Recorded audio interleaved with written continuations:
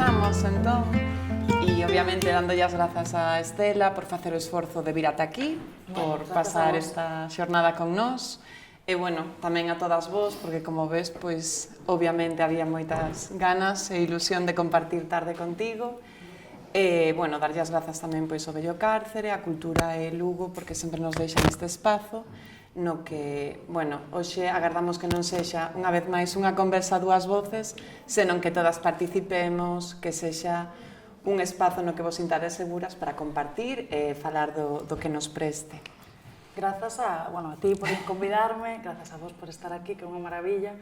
É moi difícil que nestas cousas haxa un grupo tan grande, así que moitísimas grazas, un placer. Este sitio é unha maravilla, eu non estive nunca, fíxame agora María unha visita guiada, estaba flipada, estou aterrizando un pouco.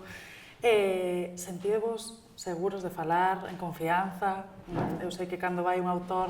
Si, sempre intimida un pouco, verdad? Pero eu son unha persoa normal, que ten o seu traballo, as súas miserias, así que, porfa, falade, expresade que irades, que vos gustou, que non. Dicía ya María agora que a min os clubes están me dando como moitas cousas boas, porque sí que presentar o libro está ben, sempre é divertido, é moi guai que veñan lectoras, pero claro, non se pode falar do libro en sí, entón é un pouco como ir pisando huevos, sabes? Isto sí se pode dicir, este non. E no club podemos falar abertamente de calquera cousa do libro, non hai un principio de spoiler, non pasa nada. Entón, aproveitade, falemos entre nós, e que cada un conte o que lle apetece, e así tamén quitamos de curro a Claro, María. exacto, o principal motivo. De sábado. Nada, pois comezamos entón. Bueno, todos sabemos que todo es verdad porque nadie mira, xira en torno a estas dúas mulleres que creceron xuntas. A min gustaría comezar preguntándoche por como entendes ti a amizade e en que momento decides que crees que este é o tema que ten que xirar, non, nesta primeira novela. Por que decides falar da amizade e dunha amizade tan cambiante, que, bueno, como son todas, non? Que ao final non deixan de ser relatos. Pois, todo neste libro é un pouco accidental, pero eu penso que os accidentes logo, co paso do tempo, daste conta de que eran a realidade e o que querías facer, aínda que no momento parece que non estás moi ubicado, non? Eu, claro, levo escribindo toda a vida e, como todo mundo, supoño, pois na primaria facía poemas, logo na secundaria facía microrelatos sobre cousas románticas e tal, pero non atopaba ningún lugar aí que fose sólido para min ou no que quixera seguir.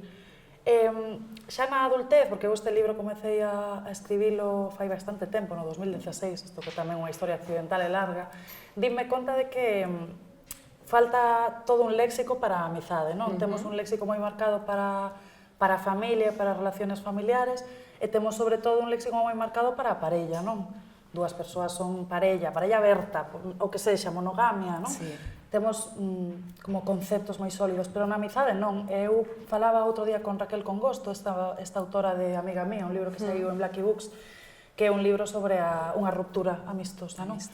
Ti, cando rompes coa túa parella, pois tes unha exparella, pero cando rompes cun amigo, non tes ningunha palabra para nomear ese luto. Entón, a min interesábame como este poder da amizade que pode ser positivo ou pode ser moi negativo, non? Cando marchas a un lugar e perdes certos vínculos ou perdes certas amistades, de repente estás como nun duelo que non sabes nomear, sentes a pertenza a un grupo de persoas coas que xa non estás, entón eso interesábame moito, como a idea de que a amizade é algo líquido, e como algo líquido tamén como moi complexo conceptualizalo ou agarralo ou porlle límites, non? E quería facer unha especie de homenaxe á amizade por un lado, porque ao final é o sostén de moita xente, na miña xeración é un sostén máis que evidente, non? Tamén con todo o movimento feminista que eu, gracias a Dios, levo dende nena prácticamente, doume conta de que as mulleres e as amigas que están ao redor de min son as que sosteñen o que eu son. Entón quería facer como este homenaxe á amizade, que para min é un tipo de amor. Pero como a amizade é un tipo de amor, pois ten tamén moitas regras e ten tamén moitos contratos que son complicados de eludir, non? Entón interesábame que tamén fose o centro para mal. Claro. Hai amizades que acaban por definirte e cando xa non estás nesa amizade é complicado saber quen eres, non? Eu, por exemplo, cos meus amigos do cole, que son xente que vexo pois unha vez ao ano, eu no cole era moi torpe, non? Como que tiraba todo e tal, e agora xa non. E ás veces vou a cenar con eles e dame ganas de, non? Como de tirar algo, en plan, son eu, está todo ben, sabes? Sí. E interesábame como este rollo de que en cada sitio, con cada grupo, performance, unha especie de papel... Hai unha ficción aí, sí, sí. Xusto. Pero non hai un nome, porque coa túa parella performas o papel de parella, coa túa nai, pois o de filla, non? Pero cos teus amigos, porque... Non? Porque con algúns eres o que ti pensas que é o reflexo de ti mesma, con outros non. Entón, bueno, interésame moito. Agora está saindo moita literatura sobre este tema. Eu penso que falta un léxico sólido. Porque é moi necesario, dende logo. Sobre a amizade, sobre as novas relacións sociais, non vou decir novas, pero bueno, que a amizade agora está claro que está moito máis no día a día, non? Sí, ten ese peso. Ten un peso moi similar ao da familia, en moitos casos, e a túa familia son os teus amigos, e non a túa familia de sangre por moitas cousas que podan pasar. Sen embargo, sempre está como nun segundo plano, non? Está como a familia, o amor romántico, e logo, pois, os amigos do sabe. Entón, bueno, interesábame moito. Tamén me pregunto se sei escribir de outra cousa, non? Porque é como un tema que me obsesiona. Entón, pois, seguiría por aí. Desde logo que sí, porque ademais, para min, outra das cousas que máis me engancharon do libro foi que, para min, é unha oda á amizade, pero tamén a sentirte perdido na vida, a non saber que camiño seguir, porque tampouco ten que haber un itinerario marcado, non? Entón, quería preguntarche se crees que Julia, en algún momento, ela encarna esa personaxe que decide, pois, aceptar a frustración de que a vida tamén implica eso, ou se crees que a súa amizade con Marta a sitúa e vai enchendo ocos. Que peso lle das aí a Julia na novela, en ese sentido? Claro, eu con Julia quería...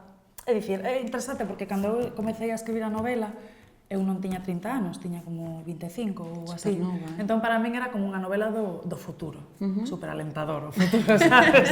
Por sorte foi un pouco mellor, pero bueno.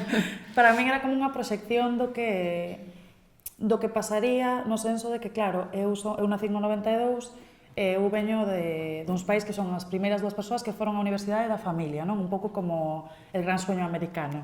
Tipo, se vas á universidade, vas ter unha vida super próspera, vas ter un traballo, vas poder marcar un piso en canto traballes, tal. E claro, a miña xeración chegou á universidade, Que excepción.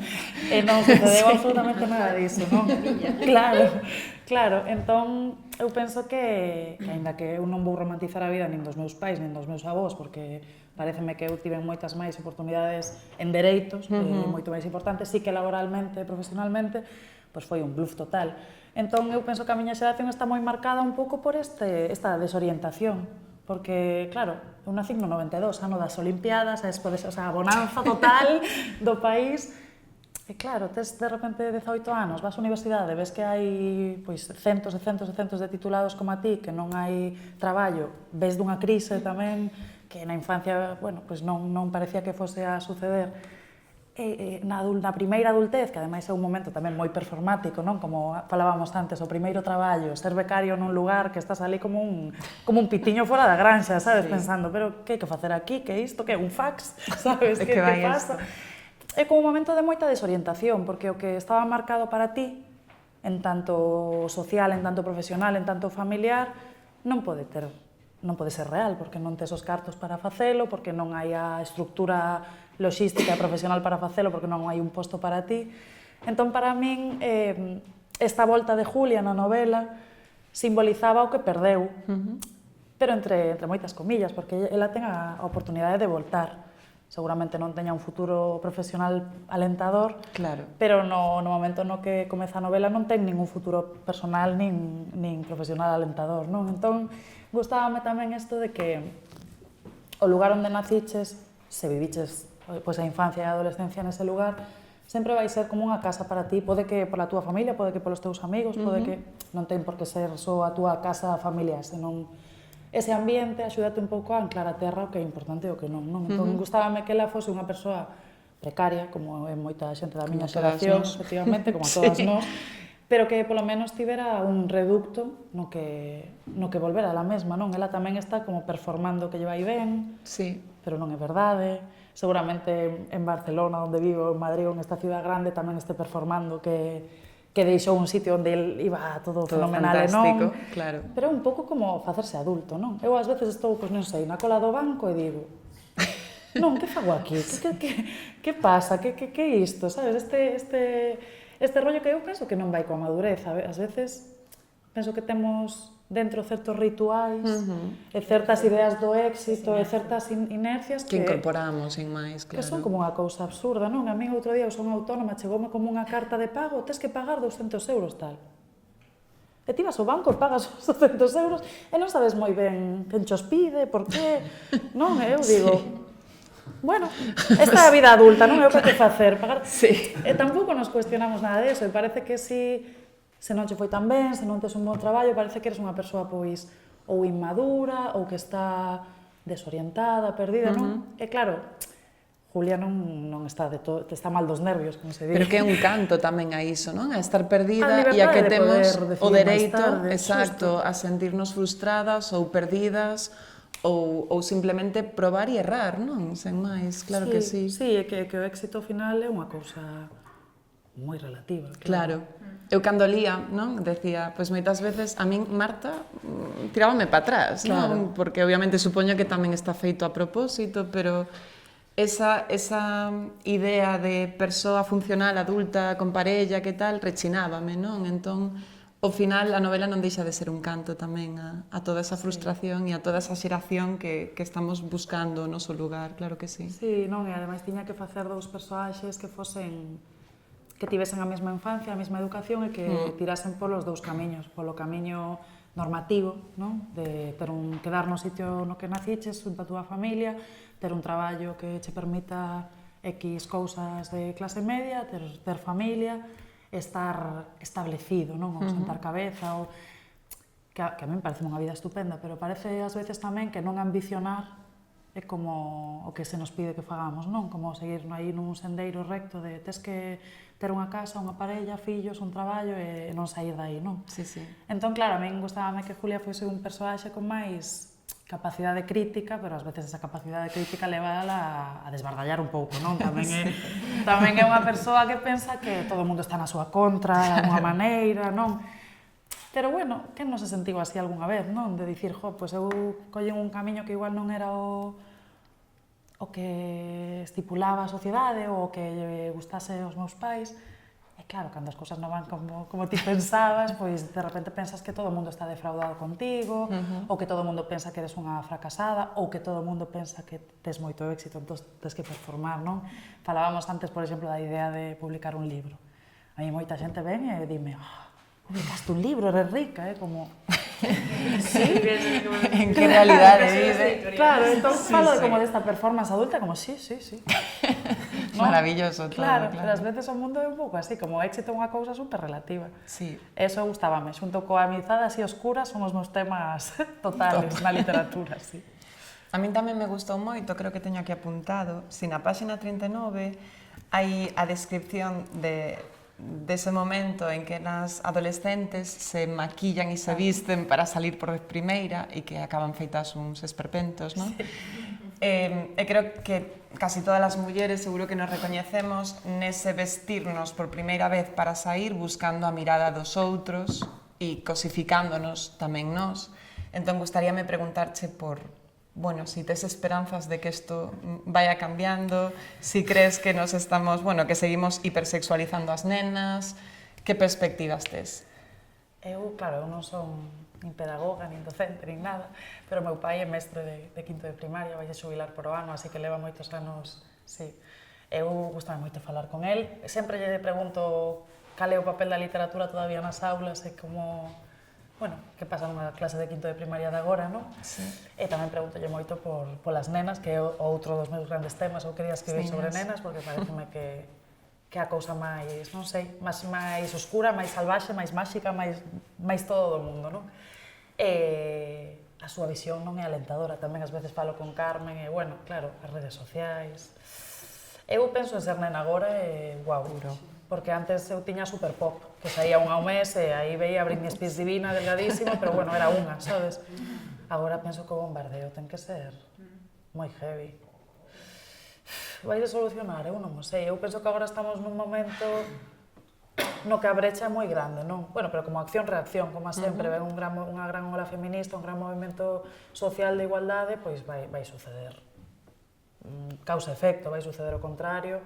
Eu falo con amigos e amigas que son docentes na ESO, en bacharelato e tal, e dime que, claro, hai un movimento de extrema dereita por parte dos nenos de primeiro da ESO dicendo viva Franco, pero vamos a ver, se naciches onte, sabes, que sabes ti de Franco, que non ten sentido, que un vello de 80 anos ou 90 diga, bueno, pues, esa nostalgia é absurda, podo pero... entender que sí, que a xente ten o seu, pero claro, como unha movida reaccionaria moi forte, que é normal, porque claro, cando ti queres avanzar hacia un lugar, pois a xente non vai querer que pases.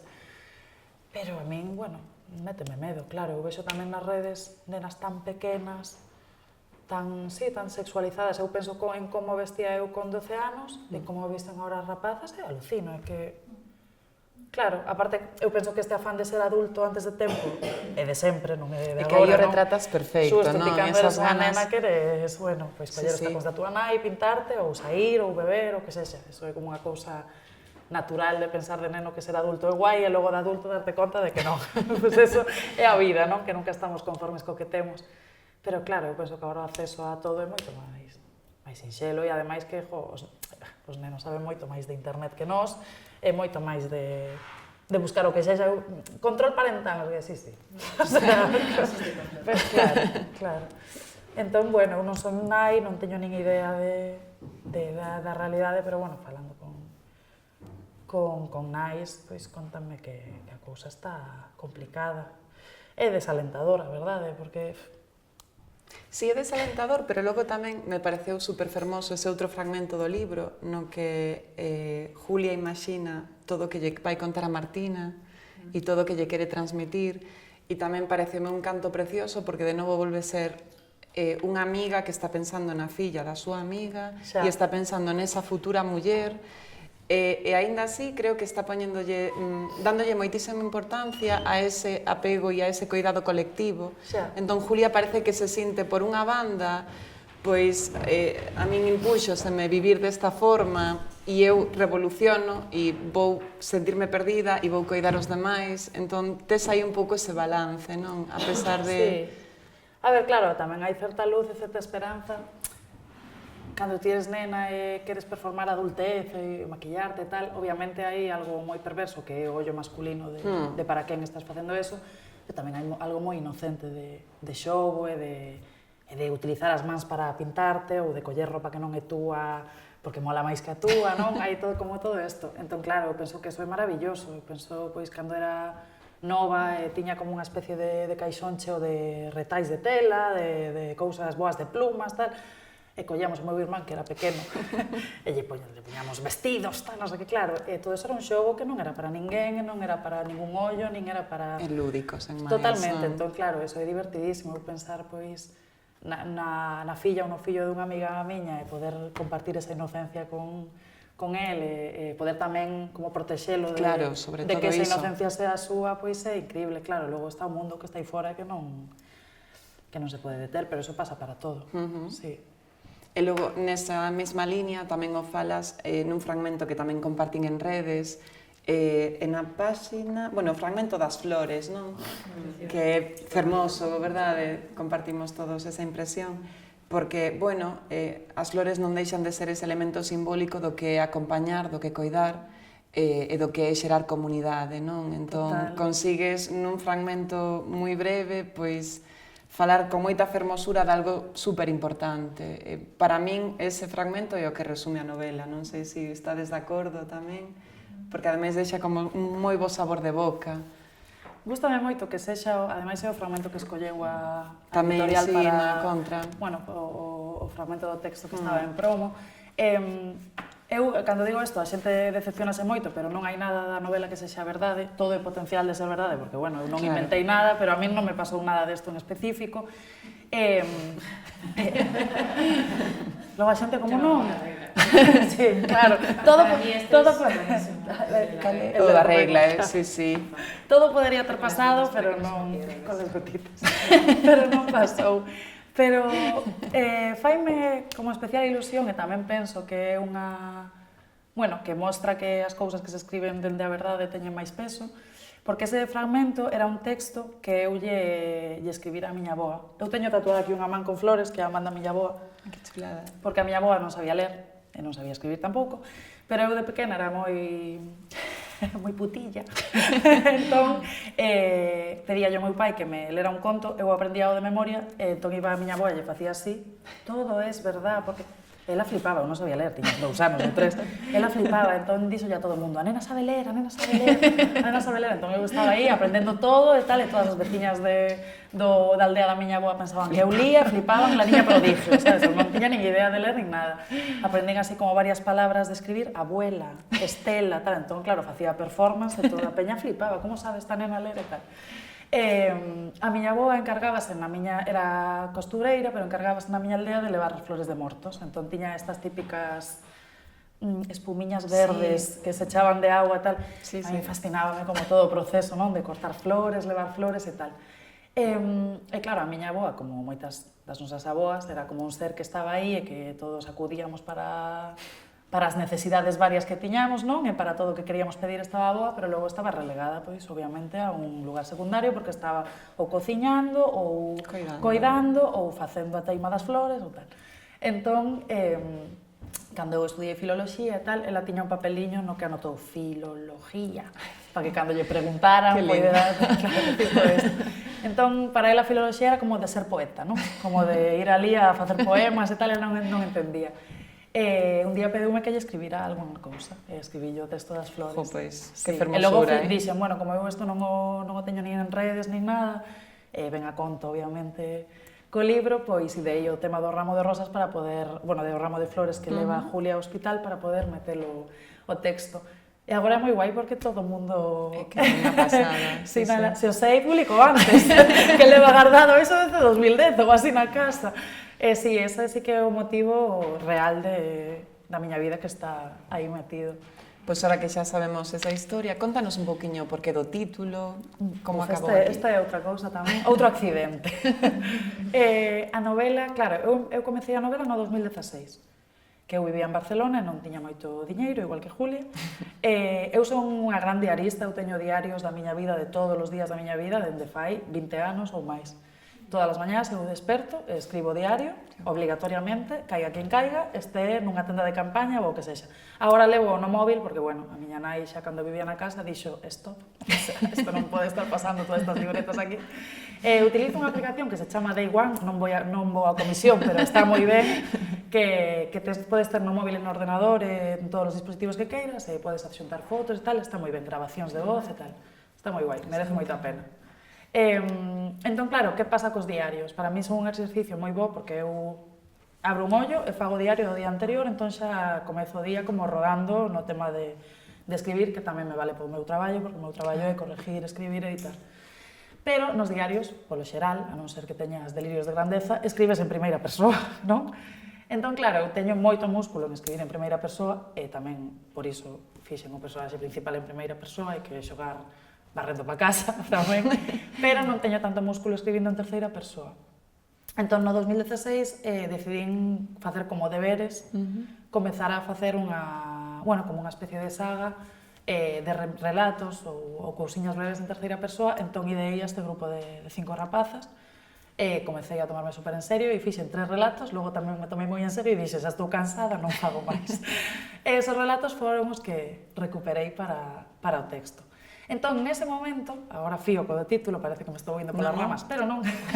Nese momento, os relatos chamábanse Las Niñas e a novela chamábase Las Niñas, porque logo no 2018-19 comecei a facer a novela, non? Porque ao final eu fixen filoloxía hispánica, cousa que non fixo moita gracia na miña casa, por certo. Era como, bueno, xa que fixen esta carreira que non é medicina, pois tendrei que escribir unha novela ou facer algo para que esta xente este máis tranquila, non? Entón, empecé a novela e dei estas 2 rapazas, Julia e Marta, e dei o tema da amizade como centro, e dime conta basicamente de que estaba contando o mesmo, o que pasa que noutra liña temporal, é dicir, Las Niñas dos relatos que tiña iniciados no 2016 eran Julia e Marta e outras rapazas. Entón, fiei todo, reescribín, é dicir, eses relatos de 2016 realmente non queda nada aquí, queda como a idea, pero son cousas das que tiven que volver a traballar. E nada, acabei o libro 9 anos despois, porque vou un pouco lenta, e presentei o libro a bueno, primeiro a residencia da Cidade da Cultura de Javier Peña e logo, xa cando me chamou a editorial e tal, mandeino co título Las Niñas. Pero nese trance de 9 anos saiu a peli de Pilar Palomero, que se chama Las Niñas, así que na miña editorial dixeronme non pode ser Las Niñas, busca un título. E eu, claro, imposible, xa non se pode evitar e tal. E nada, tiven como un ano para buscar un título, non o atopei, e a miña editora un día xa cabreadísima, Alba Carvallal, que é de Lugo ademais, dixome, pero tía, colle o documento, abre, mira, te foi como a copiarme frases, tal, porque... Total, e isto, porque eu dicía que non hai ningún outro título, ten que ser Las Niñas, senón a historia non ten sentido, bla, bla, bla, eu estaba aí como... Cando estás así, non? Como un cabalo con anteolleiras e non hai outra. E ela me dicía, non, eu penso que ademais como que a novela demanda un título longo, tipo Irene Solá, non? Como un título máis longo para que o estilo da novela quede retratado xa dende o comezo. Me dicía, non ten sentido que o título sea Las Niñas ou La Casa, porque non reflexa o estilo real da novela. Entón empezou a copiarme frases, isto por WhatsApp, pum, e copiou esta fuera, xa está. Eu, vale, xa está. Eu dicía, tía, que parece policíaco. Vai pensar a xente que é como un thriller e logo vai levar unha decepción total. Pero bueno, pues no, xa pero está. xusto retrata todo iso que comentabas ti do desconcerto da vida adulta, de que como la vida de Schrödinger, sabes, si destapas está, si non está, el éxito, todo. O sea, realmente é un título que ten todo sentido, ademais como está a cara ao final, al final, que estás contando que ademais un aeroporto un no lugar e a vida que pensas é unha no vida, sabes, como todo que se che plantexou e ao final non foi, que ao final ten todo sentido. Ás veces o que diste que os accidentes pasan por aí. Xusto, eu agora vexo isto e digo que é o único título que podía ter, Las Niñas como que fai de menos a novela, non quitalle todo, porque eso é como unha base, ou algo do que pasa na novela, pero non é toda. Sí, e tamén gustábame moito esta idea como de, gustábame moito esta idea como de narrador pouco fiable, é dicir, só Julia e o lector saben o que está acontecendo na mente de Julia, pero eso non quere dicir que o que está acontecendo fora, ademais, o que pensa dela, o que outro día. Claro. Sí, hai un momento que ela mesma di como esta é mi historia, ela conto como quero. E teño dereito a contala como eu quero, dende logo. O sea, que ainda enfatiza máis todavía. Sí, bueno, os accidentes son así, es que isto é todo accidentado, pero ao final, claro, botas a vista atrás e dis, claro, que tiña que ser así dentro do comezo, que pasa que estaba vendo polo lado que non era. Claro. Pero eso porque ti eres honesta e contas como tal. Sí, claro, non. Se foses un autor... Vamos a empezar outra vez. Vamos a empezar estos señores e no, el título está todo pensadísimo. Pensaríamos que sí, en o que queremos fácilmente, vamos, sabes? No, estou pensando tamén cando está no bar, que empeza a soñir e a poñer o oído, eso facemos todas. E tamén pensei un pouco que iba por aí, sabes? Porque ninguén mira, pero escoitamos, ou tamén, tal. Entón, somos moi amigos e amigas de a ver, que é esa familia aí, ou esa parella, tal, entón, montar unha historia. Sí, todas, sí. O tamén o feito. Chega un momento en que desconecto e empezo a imaginarme as vidas dos demais, claro. Ou da Toscana, que tamén é verdade, porque nadie estaba mirando. Aí está. Quen o sabe, a vida que levamos agora é moi da apariencia. Aí buscando aí, Sí, non, e aparte a mí encántame. Eu vivo soa, son autónoma, así que traballo na casa, polo tanto paso a maior parte do tempo sola. Teño moitos amigos, son unha persoa normal, pero o meu traballo tamén é moi solitario, porque eu traballo editando, escribindo para outras persoas, corrixindo. E claro, cando saio á rúa, pois poño a orella en todos lados e tamén me gusta moito como ver as rapazas, ver as señoras tamén no súper, na pescadería, como se comportan, como unha secuela, como tal, eso encántame. Entón, bueno, é como un momento de verdade que eso estás disfrutando ti, porque igual a señora está pensando outra cousa e ti tes na cabeza, non? Entón, penso que toda a novela vai por aí porque ao final ti sabes a versión de Julia das cousas e sabes cal é a súa mirada. A min gustábame tamén, isto xa é como café para moi cafeteros, pero eu pensei o rollo como dunha maneira moi de cámara de cine. A min encantame Lucrecia Martel, que é unha directora de cine que ten unha peli que, bueno, ten moitas películas, pero ten unha peli que se chama La Ciénaga, que vai dunha familia burguesa que cae como en desgracia un pouco e queren aparentar que non caíron en desgracia, non? O centro da película sí que son a nai e o pai, pero son como personaxes que permanecen un pouco calados porque están nun mal momento, e as nenas son as que gestionan a casa e as que fan e as que desfan. Quería velo todo como se fose unha peli un pouco, entón a miña idea era que Julia fose a cámara, é dicir, que ti estiveses vendo todo o rato a través de Julia, pero que fose unha cámara como con un pouquiño de delay. É dicir, que ti foses como tras ela, non dentro dela, non? Que a veces ela está lavando os sobacos nun lavabo, facendo tal, e dan ganas de dicirle, tía, non? Tranquila. Como non hai ninguén aquí, non pasa nada, non entraches na sala, tal. Entón, a miña idea era como de cámara que vai perseguindo, pero non é capaz de coller a quen fai, non? Entón, claro, aí a verdade calea, a que vai detrás, a que vai diante, non? Eso gustábame moito. E logo tamén facer a concesión de decir, esta tía está mal dos nervios, está ben, está, non? Como o que conta é tan así, ou, por exemplo, Pablo é tan malo ou non é tan malo. Ou Marta é tan madre coraje ou non. Ou, non? Como gustábame tamén ter personaxes que fosen... que non fosen planos, sí, porque pásame moitas veces, sobre todo coas pelis así españolas, así como de instituto un pouco, que como o malo é o cura, a muller é buena, outro é como tío. Pois, bueno, sí, pode ser, pero eu penso que a xente ten moitas... É máis complexa, claro, sí. Que ninguén é puramente bueno, nin puramente malo, non? E aí está o interesante.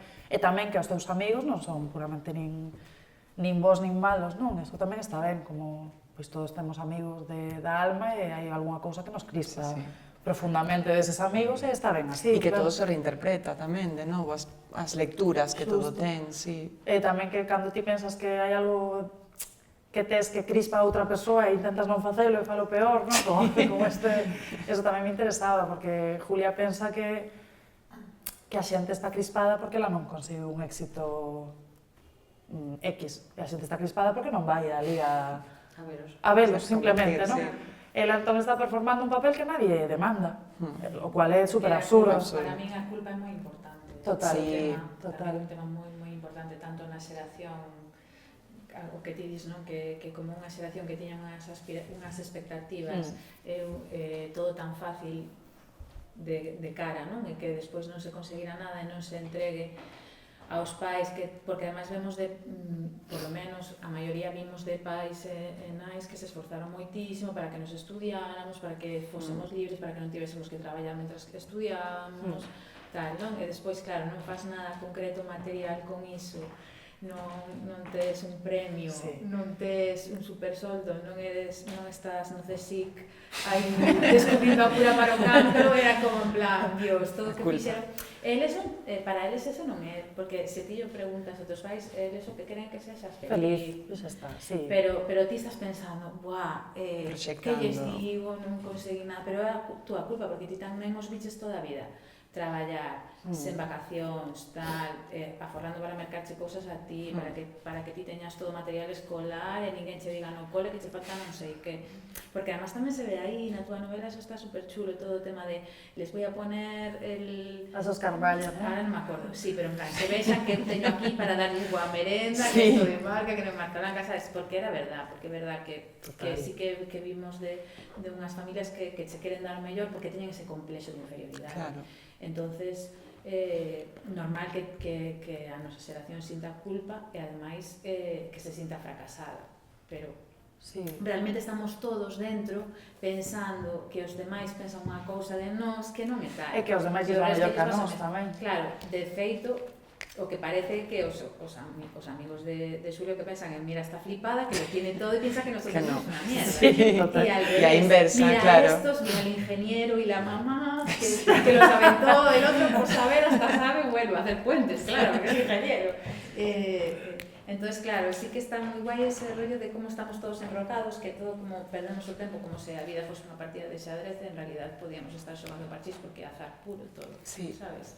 Entonces eso sí que é super bonito, o sea, está moi ben eso porque realmente o que se ve como a vulnerabilidade e o medo que ten a xente a ser xulgada e que se ao final, pois iso, todas as cousas boas que ti pensas que teñen os demais, as pensaras de ti mesmo, pois realmente é como un problema de incomunicación, que as mellores novelas son así, en plan, se se sentaran a falar non pasa nada, Claro, pero que tampouco estaba tiñan esa novela. resolto no primeiro acto. Sí, ademais eu penso que Julia, que esta muller ven dun momento que temos vivido todas, que é o momento das apariencias, non? Eu, por exemplo, recordo na miña casa, eu nací nunha familia na que o meu pai e a miña nai foron os primeiros que tiveron acceso universitario, os meus avós non estaban escolarizados, nin sabían ler, entón eles tiñan como este rollo de non mostrar o mundo do que viñan. E non era como unha cousa de vergonza, que en parte sí, senón como unha cousa deste rollo do progreso e de prosperar e de que os teus fillos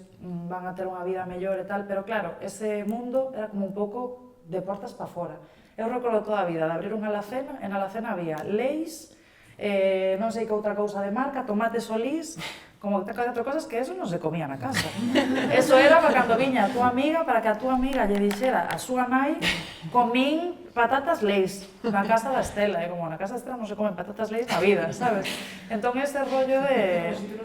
Sí, total, era ese rollo de aparentar cara fora, non? E veías na túa propia casa, vías cousas que non eran dese nivel da casa, que non podías comer ti, se non había outra persoa de fora que, claro, cando viña alguén de fora, había que xusto facer opulencia de cousas que non eran de marca blanca, non? E claro, eu penso que eso queda moi metido no ADN. Eu ainda vou hoxe ao súper e digo, para as visitas. Claro, como vou mercar tomate solís que custa, non? Entón esas cousas quedan no ADN, que non é unha cousa de pobreza, ni moito menos, senón que é unha cousa de aparentar algo que simplemente mostrar cal é a túa valía na sociedade, cal é o teu estrato social, e facer alarde dunha cousa que realmente non sucede nesa casa, non? Sacamos salchicha dos Carmalles. Como igual están caducadas, porque levan na neveira esperando a visita, claro, pero esas cousas quedan aí, entón, claro, é moi complicado como romper esas expectativas dos pais, sabes? Os teus pais fixeron isto por ti. Deronche un papel ou un rol neste teatro de pequeña burguesita, non? Fixeron isto por ti e ti que devolves? Nada tangible, e ademais Julia é unha persoa que se dedica a literatura, ás artes, entón tamén é como moi complexo poner algo sobre a mesa, non? Eu recordo cando empecé a traballar en editoriais, porque eu levo traballando desde os 16, 17 anos, pero todo eran clases particulares, academias, tal, nada de letras puras, por así dicilo. Eu fixen ciencias no bacharelato, todo tal. E claro, cando acabei a carreira era como, e agora que levo eu, non? Como que título teño, que podo levar, que podo facer? E cando empecé a traballar en editoriales como correctora e tal, os meus pais eran como... Eu recordo que me encontrei con unha amiga da miña nai, ya me dijo tu madre que no tenías trabajo, e yo... Era como que estabas trabajando aí en la casa, haciendo 4 cosas. Era como, tío, é curioso, porque cando me... Que non entende, sí, eso é outra cousa. Claro. Despois, agora é en plan, pringado que sales de la mente. Bueno, chega ben, sí. Pero nas xeracións actuais era en plan, o sea, que te sales de la silla de gamer para trabajar, en vez de quedarte en casa jugando videojuegos que te pagan por eso. Porque o modelo cambiou, era en plan, sabes, sair a traballar a un sitio, ter que estar a hora que che din, non sei que, encima pagar impostos é como en plan, sabes, todo o que facían o normal, non? O normativo é como agora é en plan, que pringaos, que van a unha oficina e tienen un jefe e non sei que, pudiendo que les paguen por jugar, ou por ser influencer, ou por tal, ou por ponerte la ropa que te gusta e que te la vean los demás. Teñen ese rollo agora de que nin tanto ni tampouco, nin está sobre todo despois do COVID, que a xente xa veu que se pode traballar na casa, que pode suceder. Pero os meus pais puxeronse moi contentos cando eu comecei a facer libros para outra xente. Eu estaba deprimida total, eu pensaba, levo toda a vida escribindo, levo toda a vida centrada nisto, levo toda a vida lendo, e agora o meu traballo é facer libros de autoayuda, sabes? E os meus pais era como, non te puedo decir que libro escribió mi hija. Era como, tío, o capitalismo é unha cousa atroz, sabes? O sea, como vaya merda, que eu non... Bueno, non podo dicir que libro escribo por contrato, pero non os diría, sabes? O sea, negaría la mayor. Negaría hasta o final. É moi... Sí, é moi destacable, porque penso... É que o éxito é unha cousa moi perversa. É moi perversa. Eu cada vez que teño que facer un libro para outra persoa, que o fago porque teño que comer e xa está, non hai tamén moita romantización no mundo editorial e no mundo da literatura. Un editorial é como un banco, fin da cuestión. Sí, sí. Fin da cuestión, o sea, é unha empresa con ganancias, diñeiro, xente contratada, abogados, vamos, o sea, non é ese lugar romántico que eu pensei que no que eu pensei que ia traballar cando tiña 18 anos, nada que ver. Por sorte hai sitios pequenos que sí que bueno, que contan outras cousas e que creen na literatura, pero neses sitios tamén hai un de que fai as cuentas e di isto sí, isto non, xusto. Entón, bueno, eu fago o que faga falta e a tope e hai que comer.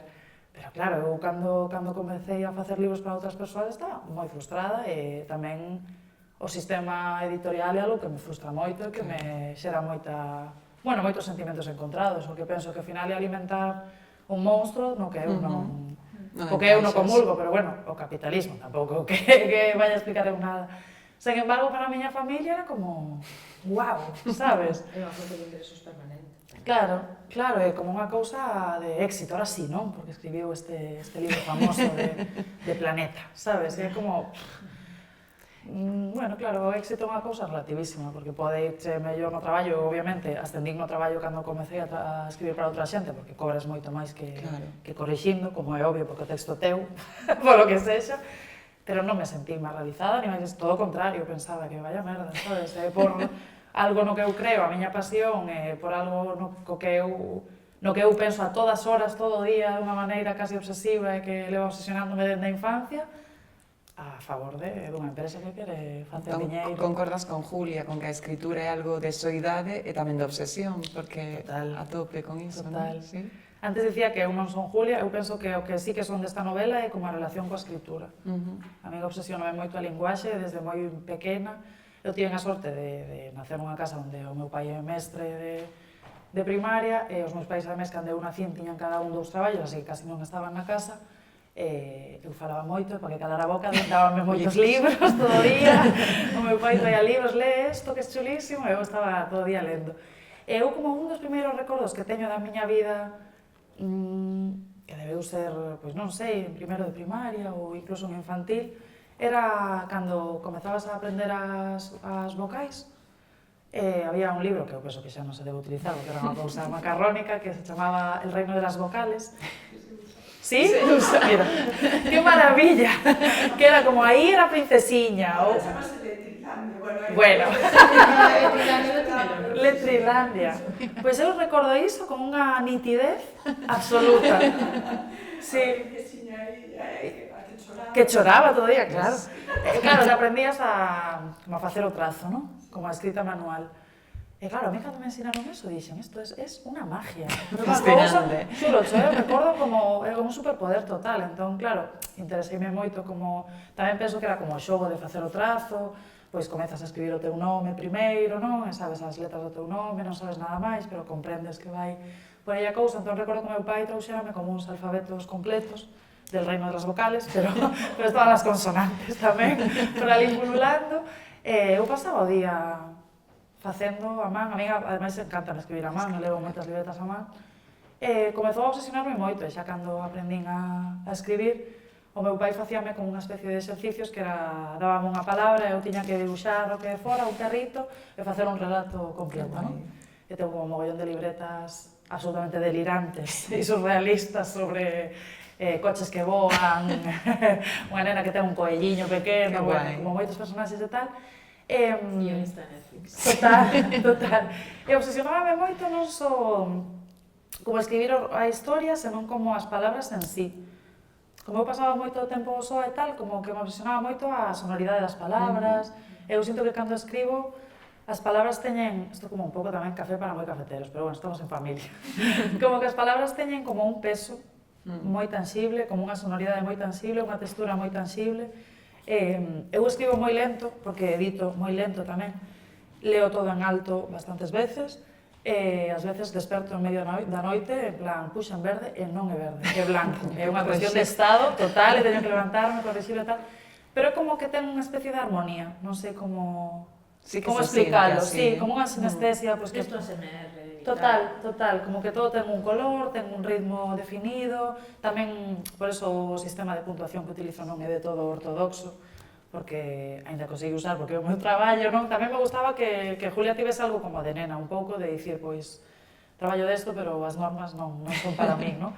E, bueno, tamén o monólogo interior demandaba que non houvese moita puntuación, porque senón non é creíble, ti non pensas, hola, punto. Estructurando, claro. Pensas como en batiburrillo. Pero sí, me obsesiona moito a linguaxe como material, como algo plástico, non? Eu vexo como algo moi tangible, sí. Entón, claro, logo tamén trae o problema de que estou empantanada cunha frase 80.000 días. Hai un dos relatos das niñas que pone, non recordo textualmente, pero así es como se las gastan las niñas en el tercer año del milenio, non sei que, bueno, estíamos dándolle voltas a esa frase porque non se entendía 50.000 veces. Alba Carballal estaba hasta el moño, era como, por Dios, outra vez non. Foi curioso, ademais das flores que vos contaba antes, que a primeira vez que un lector compartiu o libro, compartiu ese fragmento. Entón, chegoume un privado de Instagram de Plason editorial poniendo vaya lío dio el fragmentito de los cojones. Foi como... Sí, que é verdad. E puxenlle, pero mira, aí está. Notas o traballo. Porque tamén penso que escribir é traballar moito. Non é como unha cousa, ou polo menos para min, non sei, non é como unha cousa de ai, que inspiración, esto sai... Pois que me digan como son os tips, porque eu deixo os cornos ali cada vez que E revisitas tamén os teus cadernos, os teus diarios... Ata agora non, a verdade. Sí que algunhas veces revisito algo como para saber que pasou. Sí, como cousas deixouche unha parella, entón volves atrás, como quen lee conversacións de WhatsApp, sabes? Como para explicar un pouco que pasa. Tamén os meus diarios non sempre son como unha cousa fidedigna do día, non? Ás veces escribo como algunha idea ou incluso algo que lín e que ten que ver co día, non sempre é como algo de hoy desayuné, tal, non é tal, a veces sí, ás veces sí que é así, pero non sempre. Pero xusto agora quería revisitar os diarios, sobre todo dos últimos anos, para facer algo tirando dun concepto, como para encontrar textos cun concepto que non vou dicir, obviamente, facer unha especie de ensayo sobre a autoficción e sobre os diarios. Entón sí que estou revisitando moita cousa. Que pasa? Que eu son moi obsesiva, entón leo, eu no diario non estou, ainda que intento non escribir chapuceiro, porque senón non vale de nada o exercicio, tampouco estou como super obsesionada con que saia perfecto e tal, entón ás veces leo cousas e digo, madre mía, é que máis traballo volver a facelo que facelo de primeiras. Entón sí que distingues ben, non? O que é o teu diario persoal de cando te propós voume poñer a escribir porque teño este proxecto en mente. Sí. Sí, eu ademais son moi lenta. Tipo, o primeiro capítulo de Las niñas que cando marchan da casa, cando escapan da casa porque queren sair de noite e tal, ese capítulo eu estive en 4 días facendo o primeiro borrador, pero 4 días completos. Eu ás veces aforro para ir a algún sitio barato, tipo casiña rural pequena ou hotel pequeno onde non haxa moita xente, porque na casa pois cústame moito escribir, porque perdo tempo e fago outras cousas. Fun 3 noites enteiras, é dicir, 4 días, e estiven escribindo, salvo comida, cena e algunha lectura que fixe, estiven escribindo. Estuve os 4 días facendo o primeiro borrador que logo tiven que reeditar. Claro, eu non sei, hai xente que di que de repente escribe 14.000 páxinas e as fai e tal. Eu tardo moito tamén en sentarme, e non por estar perdendo tempo, senón porque teño que macerar a idea. Por exemplo, agora teño que entregar o 3 de novembro un artículo para unha revista, unha especie de relato, ensayo e tal, sobre un tema que a pertenza ao fogar e os obxetos do fogar, para unha revista de arte e arquitectura. Eu sei o que vou facer. É dicir, eu sei o que vou escribir e pode que tarde pois unha tarde ou unha noite en facelo, non? Son 3 folios, pero eu teño encargo dende fai un mes e aínda non teño nada escrito. Pero levo un mes pensando niso. Levo un mes, de verdade, macerando esa idea, teño un montón de notas collidas, sei o que quero facer, sei como quero escribir, pero custame moito traballo sentarme e facelo. E logo penso que para escribir hai que sentarse e escribir, e equivocarse, e borrar, e todo. Sí, outro día, nunha entrevista que me saltou no Instagram da Antonio Escotado, dicía que o seu filósofo favorito era Hegel, e que se notaba moito que Hegel non escribira ata a vellez, que se notaba moito na súa redacción, que el quería expresar unha idea moi complexa que que lle custaba moito expresala por falta de mecanismo, non? Claro, de práctica. Eu penso que hai que facer músculos, sentarse, escribir moito, eu vexo textos meus de bacharelato e noto, obviamente, unha madurez, etc. Pero... Sí, un traballo. Un traballo, sí. Un traballo, sobre todo, de armonía total do texto, sabes? Xa non de gramática ou tal, que, bueno, se tes unha boa ortografía ou unha boa gramática, pois é o que... Pero sí, de armonía total, de un texto global que funciona, de que as cousas están ordenadas porque teñen que ir aí. Entón, claro, tarda mogollón. Logo hai outra xente que di, ai, fíxeno nun momento, xa se nota, cariño. De logo, no, claro. É verdad, claro. De feito, antes falábamos detrás das cámaras, non? De que esta novela traballas, bueno, xa tiñas definida e preparada e logo fuches a residencia literaria, entón, non sei se nos queres comentar un poquinho como foi esa experiencia. Sí, eu a novela, empecé no 2016 a facer estes relatos, logo deixeinos, empecé no 18 a escribir a novela en sí, e no 21, pois en xaneiro, en febreiro, rematei a novela e saiu a primeira residencia de Javier Peña da Cidade da Cultura ese ano. Eu presenteime, tiven a sorte de que me colleran e tiven a sorte tamén de levar a novela rematada. Entón, axudoume moitísimo porque Javier Peña é un escritor moi de estructura, moi de trama, moi de unha novela como mecanismo que funciona perfectamente, peza por peza. Eu, obviamente, non son unha escritora de trama, nin son unha escritora de estructura, o meu é máis estilo, algo máis introspectivo, máis reflexivo, máis poético. Entón, claro, eu levei a novela lista, sí que é verdade que non tocamos moito texto. Bueno, a dinámica da residencia é que hai 10 persoas, 10 escritores, Javier Peña, que tamén é escritor, todo o mundo lee os proxectos de todo o mundo. Entón, son 2 semanas na que se fai un ágora similar a esta, cada un ten varias sesións de 2 ou 3 horas, na que todo o mundo fala do seu proxecto, de que falla, que non falla. Sí, é un experiencia total, pero é guai porque faise un ambiente seguro no que todo o mundo pode opinar. E ademais eu penso que escribir é un proceso moi solitario, que eu podo darlle o texto a miña amiga e vai me dicir, ai, que chulo. Maravilla. Pero non hai realmente... Unha retroalimentación. Xusto, fai falta unha crítica de ver máis alá ou decir, pois isto na tua cabeza funciona, pero nada dos demais non. Entón, claro, eu tiña a novela lista, como digo, non se cambiou moito da novela, sí que se recortou moito, que dicía antes.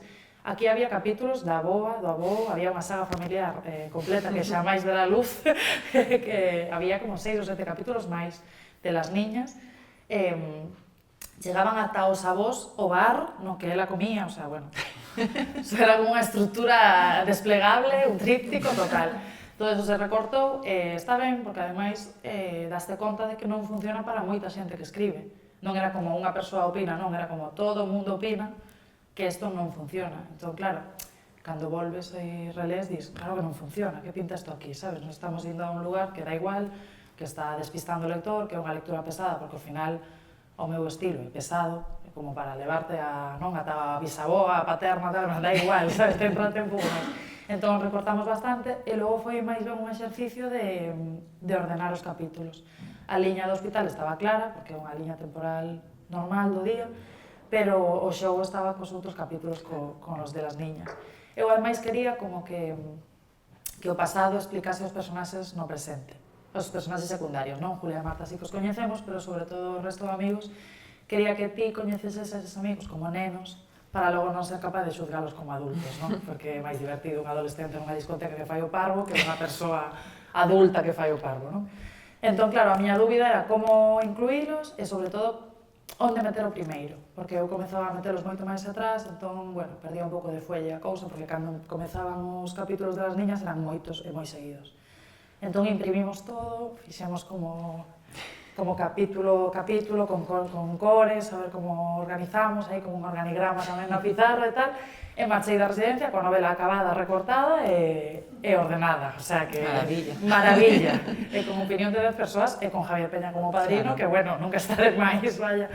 E logo, claro, isto foi no 21, eu mandei a novela a varios sitios sabendo que iba directamente a trituradora, porque eu en Planeta fui encargada da trituradora, así que era como, veña, o que vai a miña.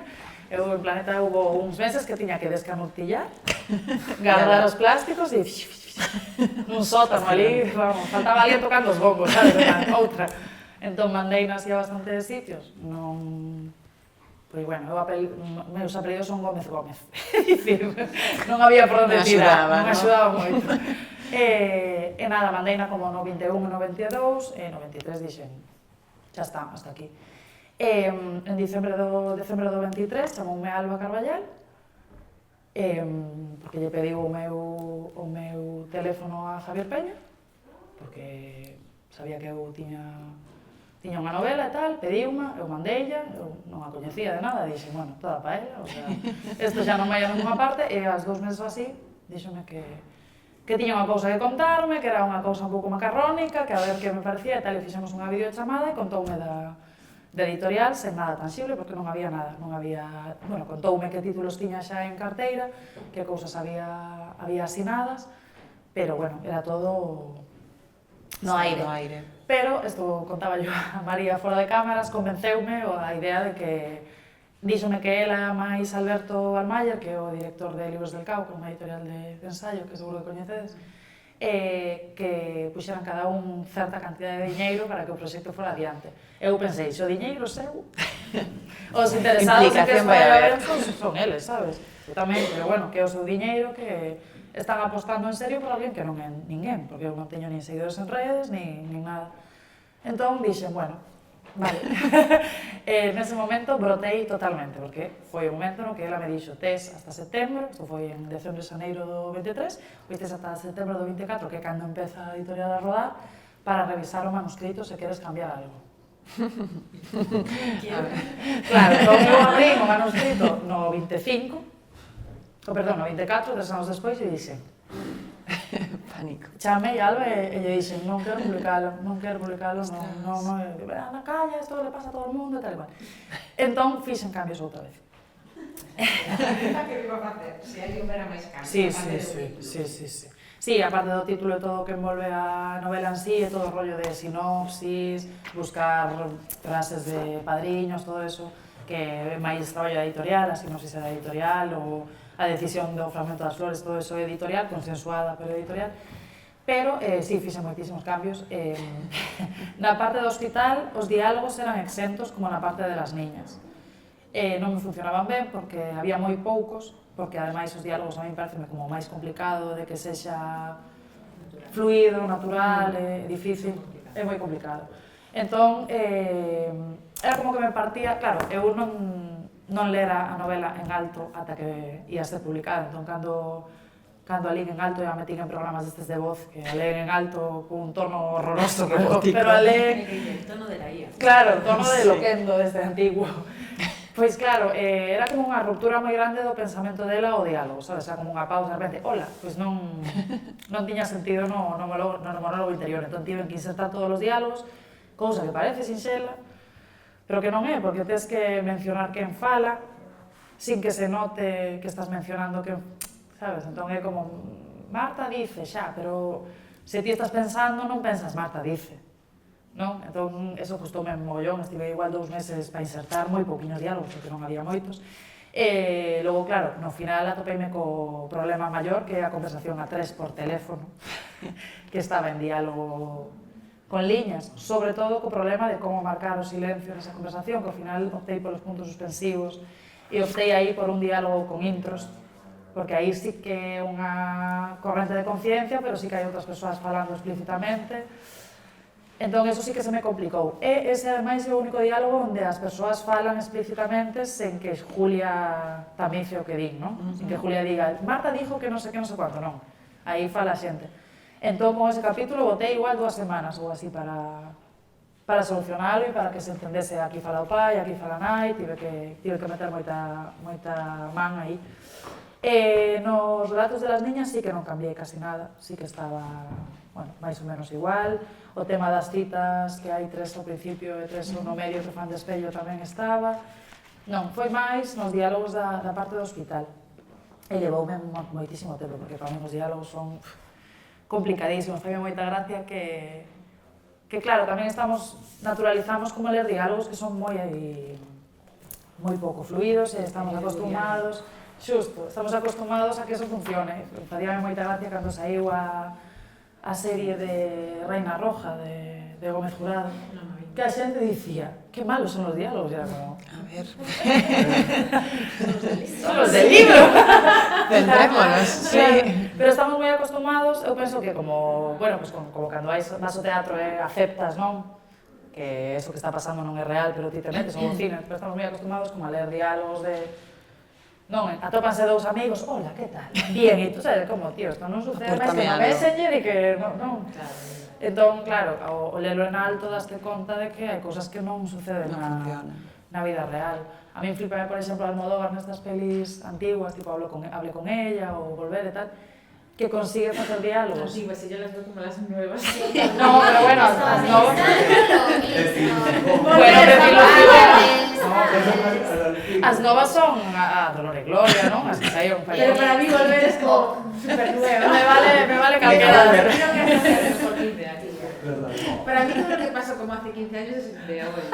Bueno, pues nas pelis nuevas de Almodóvar, molame moito porque el fai como unha especie de relacións entre os personaxes que non se darían na vida real. Os diálogos de Almodóvar, se estivesen nun libro, non serían nada creíbles. Sí, sí. Xusto, sí, logo tamén. funcionan porque estás como, pois, por exemplo, chegan, non sei se en Hable con ella, chegan como dúas persoas a un bar que non se coñecen, e falan como nun código que falarían dous amigos, é como cousas que non pasan. Sí. Que pasa? Que para facer eso hai que ter virtuosismo e tamén, bueno, no caso de Almodóvar do cine a imaxe axuda, non? Claro, É un contexto. Un contexto, eu penso que na literatura todo é moi aséptico, porque se hai un diálogo que é unha merda, está aí.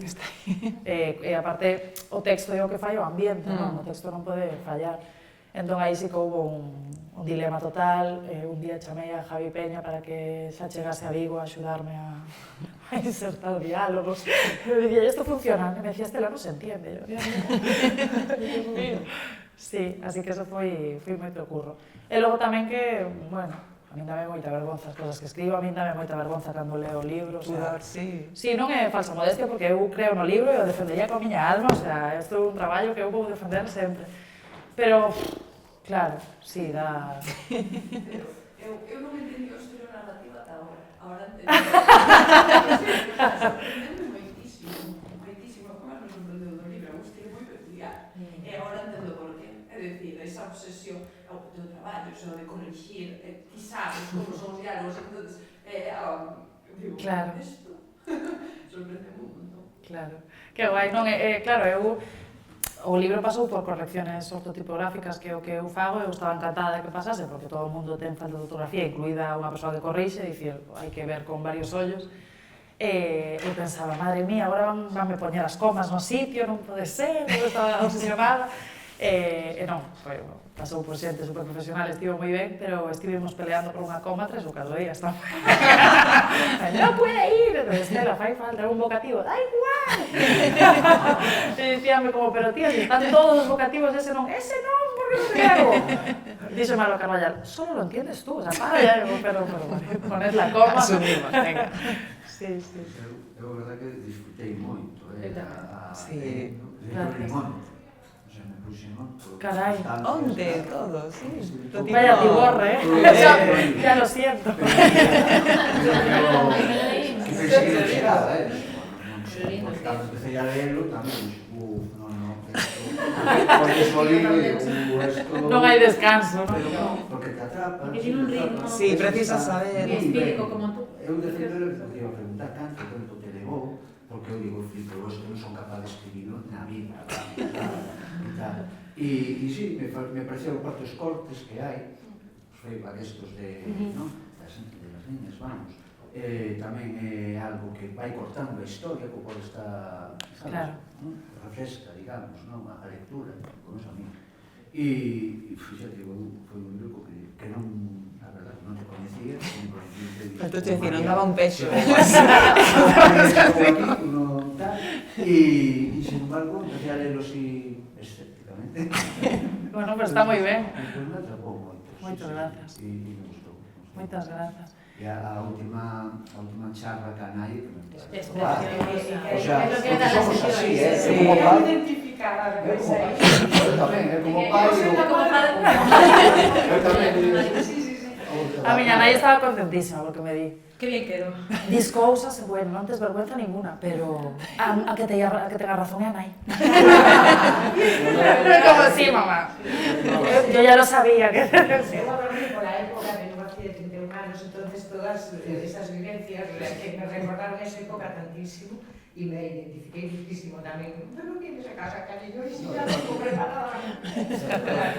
Y luego todas esas cosas que salen cuando vienen a salir a mentar los caos, vienen a esperar, que eso no sabía de dónde comerlas porque estaban por todos lados. Muchísimo. E logo me parece un libro maravilloso de sentimentos, o sea, pero uns sentimentos moi ben tratados, os personaxes están super ben, o sea, me pareceu, de verdad, como unha lectura, ademais, moi boa, o sea, de verdad, super recomendable. Qué maravilla, moitas grazas. É mellorable, sí. Hombre, claro. Porque temos toques tamén, vamos, bueno, pegar un toque tamén super divertido. Sí, a mí o humor interesábame moito. Sí. Interesábame moito o humor, como este rollo de Castelao, de... Sí, sí, sí. E moitos máis, que Moitas o que me grazas. quedou un pouco, quizá, cando o tema do aborto, aí un pouquinho así como de pasada. Xa. Pero igual tamén é de abrir demasiado, non? Claro. Bueno, que decías tú, Eso falamos tamén na... Sí. Sí. Pero que, bueno, ahora que te estaba escuitando tamén, que xa hubo cosas tamén que igual, bueno, pero sí como un pouco de pasada. Sí, como que se pasa moi por enriba, sí, non? Que me Claro. gustaría quizá un pouquinho máis de trato de... Sí, eso tamén o falamos na residencia, si facían falta máis como máis fincapé nese capítulo, pensamos tamén en quitalo, pero para min tiña sentido como simbolismo de que na vida hai moitas oportunidades, de que podes elixir non nun momento e noutro e tal. Pero sí, eu aí tivemos moito dilema, tamén tivemos moito dilema co bar, o capítulo do bar era como máis longo e acurtamos un pouco, pero para min o texto precisaba aire, o que diste, este texto como monólogo interior só, Miguel Delibes pode facer 5 horas con Mario e facelo, non? Pero claro, é moi complicado un texto longo cun monólogo dun só do personaxe que non está moi ben dos nervios, non? E aguantalo ao final é moi complexo, sobre todo só en literatura, porque nunha peli ou así pode funcionar mellor. Entón necesitaba aire en moitos momentos. E como tamén necesitaba aire en moitos momentos, hai moitos capítulos de Las Niñas que pensábamos, isto sobra, isto non, isto tal. Así que sí, eso tamén o falamos, ao final dixemos, veña, está gracioso como dos SMS, ten sentido co capítulo do móvil no que están co bedel e tal, e deixámolo. Encántame tamén o párrafo no que comparas o pai co albergue. Sabes, ese párrafo pareceume, de verdad, tamén... Sí, eu teña... Leílo varias veces, Que pero ben. ao final digo, esto non é costa imposto allí. Eu tiña medo como de caer en tópicos, pero a verdade é que os tópicos, ainda que a veces son odiosos, son tópicos por algo, non? É como... Eu tamén viví nunha casa na que o meu pai era, isto é horrible, pero como a nai en canto a tarefas de fogar, a cuidados, porque era mestre, tiña o mesmo horario que a min e co meu irmán, que era ir ao cole pola mañá e logo a tarde máis libre e tal, e a miña nai tiña un traballo de 8-9 horas, como directora dunha empresa que agora quebrou, non sei que, bueno, era como unha cousa máis de home naquele momento, repito, isto é horrible, pero para que nos entendamos. Entón, claro, eu non parto como duns tópicos marcados na miña casa en absoluto. Pero bueno, ti abres a vista e ves o que hai, como son as cousas, e o meu pai di que as reunións de escribir a falar po teu fillo van as nais, estamos en 2025, sabes? Entón ti ves un pouco quen leva os cuidados, quen non, tamén interesábame o tema de unha protagonista que non quere ser nai ou non quere performar ese rol de cuidados, de muller que é a ama da súa casa, a nai dos seus fillos e tal, e que ten que adaptarse a que a súa amiga sí que quere, por unha parte dalle, bueno, ponse sensible co tema, pero por outro di que o bebé moi feo, non? Como este rollo de que son tópicos, non? É dicir, todo é así. Entón eu tamén pensaba como se compartarían os meus pais, os pais das miñas amigas, se pasase isto, e falei moito coas miñas amigas no proceso, como si tú te fueras sin visitar a tus padres, ¿qué te diría tu madre? No teño como un montón de whatsapps de si nace el hijo de Menganita, ¿qué pensarías? Que es moi tal, que es moi tal. Entón, fixen un pouco como o traballo de campo e de abrir os ollos e de, bueno, queremos alonxarnos dos tópicos, é normal, queremos alonxarnos dos prejuicios, é normal, pero... Si quieres hacer un personaje realista... Claro, pero a vida é o que é, a vida é o que é, non ten sentido que a nai lle diga persigue tus sueños, acepta esa entrevista, non, a nai vai dicir, non ves a cenar, eu flipo, sabes, claro. Sí. E logo que me gusta moito, eu encontro como moito brillo no cotidiano, en tomar un café con alguén, en ir a un bar, en... Eso está moi bien, además. Como describes, da gusto leer. Sí que se nota que cuidas lo que escribes, porque es eso, porque aunque estés hablando de, pues eso, de una escena en un salón o tal, te quedas con las...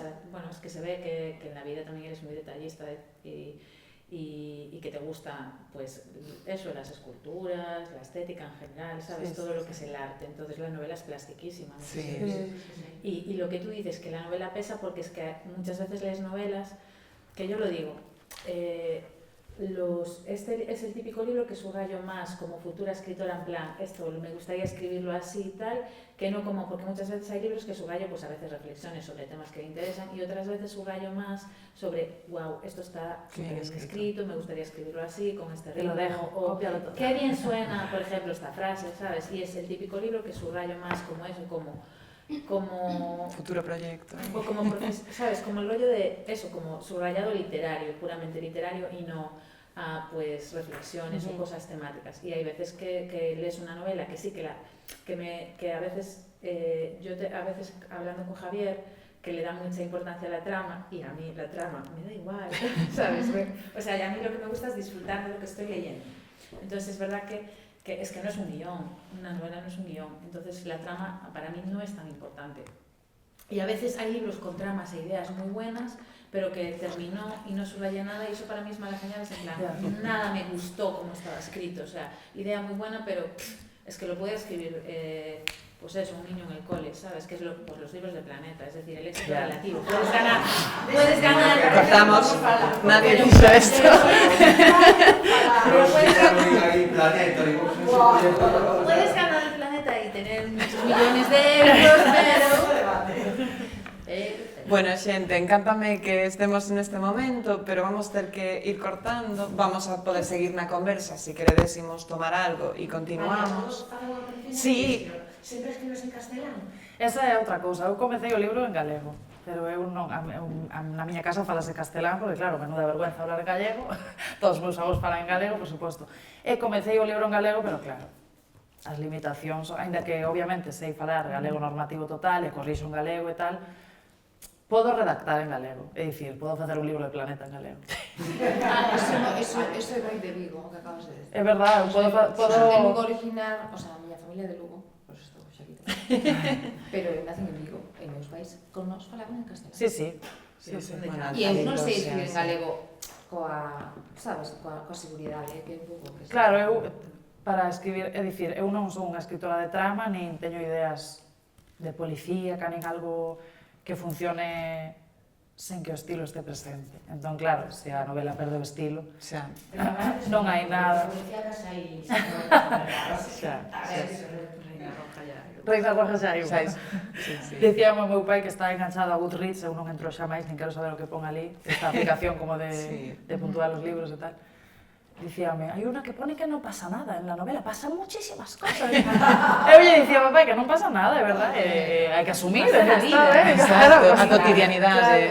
Claro, que es el debate eterno de que non pasa nada nas novelas, que non tiene que pasar. Non ten por qué. En tu cabeza pasa el mundo. Sí, non, eu asumo que o meu potencial é o estilo, non a trama, que obviamente a trama está aí e ten que, bueno, xa non pasar algo, sino haber certo movimento ou, bueno, eu pensaba a novela como un círculo, que todo volvese ao inicio, como a vida, non? O eterno retorno. Cada día espertas, fas cousas e durmes e o día seguinte podes volver, non? Entón, eso tiña claro. Pensaba tamén como un triángulo que se vai abrindo en canto aos personaxes, non? Primeiro está Julia, logo están Julia e Marta, logo está Julia, Marta e Carmen, non? E vai todo funcionando e vai abríndose e ao final hai unha conversación a tres, despois de que apareza Pablo e tal, e como este rollo de que ás veces precisas como o teu círculo para explicar quen és ti e non só vale coa túa cabeza, non? Claro, para min esas tamén son cuestións de trama, igual hai un libro cunha trama increíble, pero tampouco pensaron moi ben cara onde quería ir, non? Pero bueno, claro, pois teño que aliarme con Javier Peña, facer un Carmen Mola perfecto, no que eu poño estilo e el trama e facemos todo, sí, pero bueno. Pois sinto neste momento de vindicación de que non hai trama, vamos poñerlle o pecho a esta trama nosa por aquí. Moitas grazas, foi un placer. Podemos continuar agora, pero polo menos temos que ir recollendo daqui para que non nos... Moitísimas grazas. Grazas.